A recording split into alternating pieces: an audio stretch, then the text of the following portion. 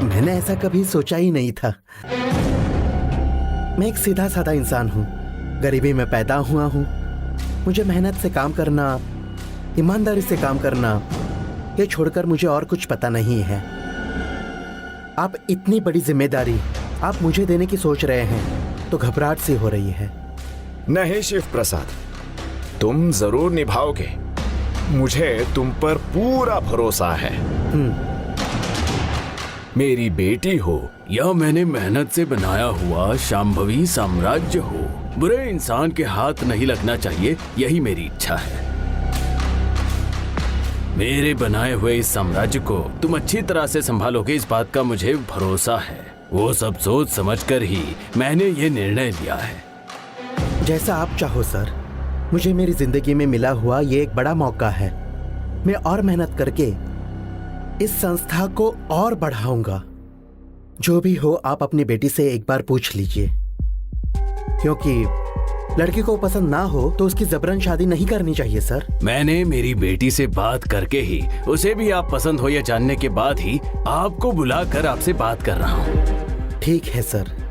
बहुत दिन पहले ही मुझे ये विचार आया था। मैंने अपनी बेटी के साथ इस बात पर चर्चा की थी। उसने फैसला करने के लिए थोड़े दिन का समय मांगा था।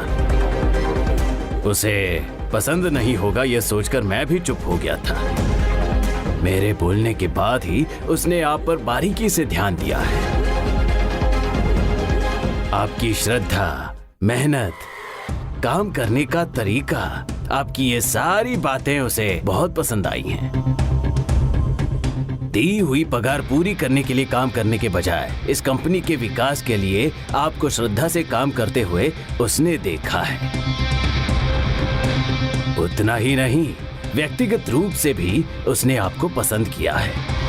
आपका दूसरों को इज्जत देना हो, सब लोगों को इकट्ठा करके काम करवाने का विधान हो, किसी भी परिस्थिति में भी गुस्सा ना होकर समाधान से काम करने का तरीका देखकर ही उसने आपको पसंद किया है। मैं अपना कर्तव्य निभा रहा था सर। वो देखकर उन्होंने मुझे पसंद किया, यह सोचकर मुझे आश्चर्य हो रहा है सर। उसका मानना है कि आप जैसा जीवन साथी उसे मिल गया तो जीवन सफल हो जाएगा। उसका निर्णय पूछने के बाद ही मैं आपको बुलाकर बात कर रहा हूं। इसलिए कहता हूं कि हमारा कर्तव्य किसी दिखावे के लिए ना करते हुए हमारी आत्मा साक्षी को भी धोखा दिए बिना किया तो उसका फल मिलता ही है।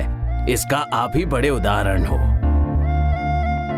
आपने प्रशंसा बटोरने के लिए काम नहीं किया, आप हो ही ऐसे, इसलिए मुझे और मेरी बेटी को आप पसंद आए। आप पे भरोसा करके कितनी भी बड़ी जिम्मेदारी सौंप सकता हूं, साथ ही अपनी बेटी को भी सौंप सकता हूं, इतना भरोसा है मुझे। धूमधाम से शादी नहीं सर, साधारण तरीके से शादी करेंगे। मुझे भी वही पसंद है। आज ही पंडित जी को बुलाकर एक अच्छा सा मुहूर्त निकलवा लेंगे। वैसे ही शादी साधारण रीति से ही खत्म करेंगे। ठीक है सर। मैं आज तुम्हारे लिए सर नहीं हूँ, बल्कि ससुर हूँ, समझ गए ना?